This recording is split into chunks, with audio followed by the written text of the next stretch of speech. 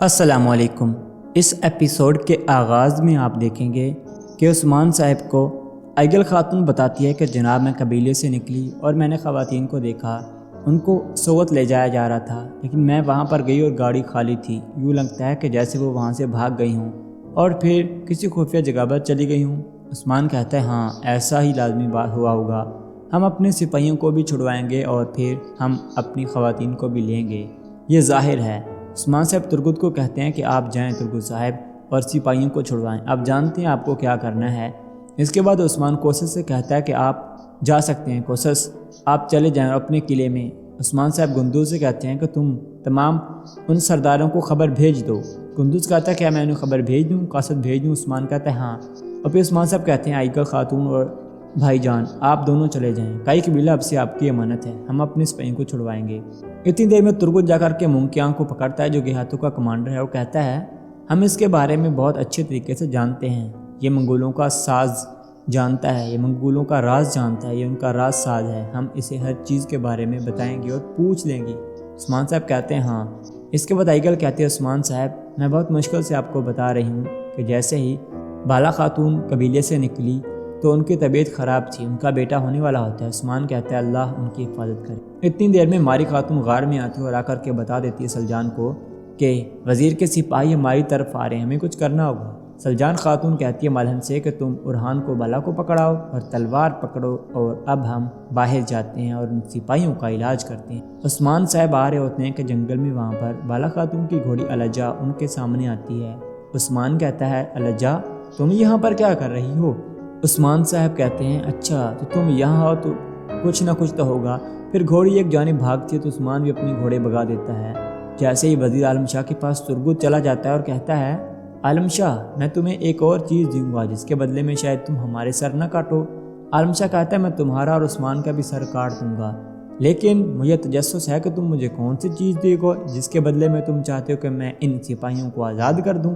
ترگت جیسے ہی لے کر کے آتا ہے گیاتو کے کمانڈر مونکیان کو اور کہتا ہے منگولوں کا راز ساز میں تمہیں دینے والا ہوں، تم اس سے بہت سی چیزیں لے سکتے ہو، تمہیں طاقت پسند ہے نا عالم شاہ، تو یہ لو طاقت۔ یاد رکھنا کہ جب گہاتو ابھی تو زندہ ہے اور جب اسے پتہ چلے گا کہ تم نے اس کے کمانڈر کو نہیں بچایا تو پھر کیا ہوگا۔ عالم شاہ مجبور ہو جاتا ہے، اسے عثمان کے سپاہیوں کو چھوڑنا پڑتا ہے۔ ادھر سپاہی بھی خوش ہو رہے ہوتے ہیں اور کہتے ہیں انشاءاللہ ہم اس ظالم کی قید سے آزاد ہو جائیں گے۔ اس کے بعد جیسے ہی صاحب اپنی سپاہی لے کر کے جاتا ہے غار کے قریب تو سلجان بھی اپنے آدمی لے کر کے یعنی کہ اپنی خواتین لے کر کے آگے آتی ہے، حتیٰ کہ ان کی لڑائی ہونے ہی والی ہوتی ہے کہ بالا خاتون کی گھوڑی الجا ان کے سامنے سے گزر جاتی ہے۔ سپاہی تھوڑا سا پیچھے ہٹتے ہیں لیکن پھر آگے بڑھتے ہیں۔ اتنی ہی دیر میں عثمان صاحب آتے ہیں اور کہتے ہیں ہم آگے امی جان، یہ کہتے ہوئے عثمان ایک تیر مارتا ہے اور پھر بران ان پر تیروں کی بارش برسا دیتے ہیں۔ سلجوقی ڈر کے مارے وہاں سے بھاگ جاتے ہیں کہ عثمان آ گیا ہے۔ اس کے بعد عثمان صاحب اندر جاتے ہیں اور بالا خاتون سے ملتے ہیں اور بے حد خوش ہوتے ہیں۔ بالا کہتی ہے عثمان میں اس لمحے کا انتظار کر رہی تھی، آپ کا ایک اور بیٹا ہوا ہے عثمان صاحب۔ یہ سن کر عثمان بے حد خوش ہوتا ہے اور اپنے اللہ کا لاکھ لاکھ شکر ادا کرتا ہے اور کہتا ہے ماشاءاللہ۔ اس کے بعد عثمان صاحب تمام خواتین کا شکریہ ادا کرتے ہیں، سلجان خاتون اور مالہن اور ماری کا بھی، اور کہتے ہیں چلیں کئی قبیلے میں ایک بہت اچھی سی دعوت کرتے ہیں اور اس سب کو خوشی سے مناتے ہیں۔ اس کے بعد آپ کئی قبیلے میں دیکھیں گے کہ جہاں پر شیخ ادبالی اپنے بیٹے کو اٹھاتے ہیں یعنی کہ بالا خاتون کے بیٹے کو، عثمان کہتا ہے کہ میں اس کا نام علاء الدین رکھنا چاہتا ہوں۔ شیخ صاحب اس کے کانوں میں اذان دیتے ہیں اور کہتے ہیں اب سے تمہارا نام علاء الدین ہے۔ اس طریقے سے تمام لوگ کھڑے ہوتے ہیں۔ شیخ صاحب دعائیں کرنے کے بعد پھر دعوت شروع ہو جاتی ہے اور عثمان صاحب کہتے ہیں سب لوگ مزے سے کھائیں۔ اس کے بعد عثمان بران سے کہتا ہے کہ اب ہمیں ایک اچھی سی نظم سنا دو۔ پھر بران ایک ایسی نظم سناتا ہے جس میں تمام ظلموں کا ذکر کیا گیا ہوتا ہے کہ کس طریقے سے وزیر نے ہم پر ظلم کیے لیکن ہم اس کے ظلم کے آگے نہیں جھکے۔ اس کے بعد آپ وزیر عالم شاہ کو دیکھیں گے جو کہ سوغت میں ہوتا ہے اور کہتا ہے عثمان تم نے اپنی خواتین کو چھڑوا لیا، تم قبیلے میں چلے گئے، تم سمجھتے ہو کہ تم مجھ سے بچ جاؤ گے، لیکن یہ تمہاری بھول ہے عثمان، تم میرے اور قریب ہو گئے ہو، میں تمہیں آگ سے جلا دوں گا، نہ تم نہ تمہاری خواتین حتیٰ کہ تمہاری اولاد، تمہارے قبیلے کا کوئی ایک بھی آدمی زندہ نہیں بچے گا۔ صاحب سے کہتا ہے اپنا لشکر تیار کرو، اب ہم ان پر حملہ کرنے جا رہے ہیں، خون بہے گا، بہت زیادہ خون، حتیٰ کہ خون ہی خون ہوگا۔ عالم شاہ اپنے آدمی ارس صاحب کو وہاں سے بھیج دیتا اور کہتا ہے میں اس کو جڑ سے اٹھا کر کے ختم کر دوں گا عثمان۔ اس کے بعد عثمان صاحب کو آپ دیکھیں گے جو کہ سرداری کے نشست پر ہوتے ہیں اور ان کے دونوں بیٹے برہان اور علاؤالدین ان کے پاس ہوتے ہیں۔ عثمان صاحب کہتے ہیں میں نے جو خواب دیکھا تھا، خواب میں جس چنہار کے درخت کو دیکھا تھا، وقت آ گیا کہ اب اس کو آپ کو پورا کیا جائے۔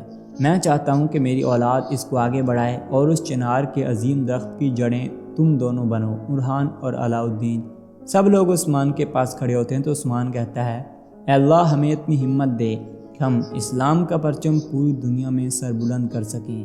ہم اس وقت تک رکے نہ جس وقت تک اسلام کا پرچم پوری دنیا پہ سر بلند نہ ہو جائے۔ شیخ صاحب اور تمام سپاہی عثمان کے ساتھ کھڑے ہوتے ہیں۔ عثمان کے وہ سپاہی جو قیدی تھے ان میں جرکتائے بھی تھا، وہ سب ٹھیک ہو کر کے واپس آ گئے ہوتے ہیں اور سب صحیح سلامت ہوتے ہیں۔ تو عثمان صاحب کہتے ہیں اب ہم آگے بڑھیں گے، اس چیز کو، اس ریاست کو اتنا آگے بڑھائیں گے یہاں تک کہ اسلام کا پرچم پوری دنیا میں نہ پھیل جائے، ہم کبھی بھی رکیں گے نہیں۔ پیارے دوستو، اس کے ساتھ ہی آج کی ایپیسوڈ ختم ہوتی ہے۔ امید کرتے ہیں کہ آپ کو پسند آئی ہوئے گی۔ انشاءاللہ نئی ایپیسوڈ میں آپ سے ملاقات ہوگی۔ اپنا رکھیے گا بہت سارا خیال۔ اللہ حافظ۔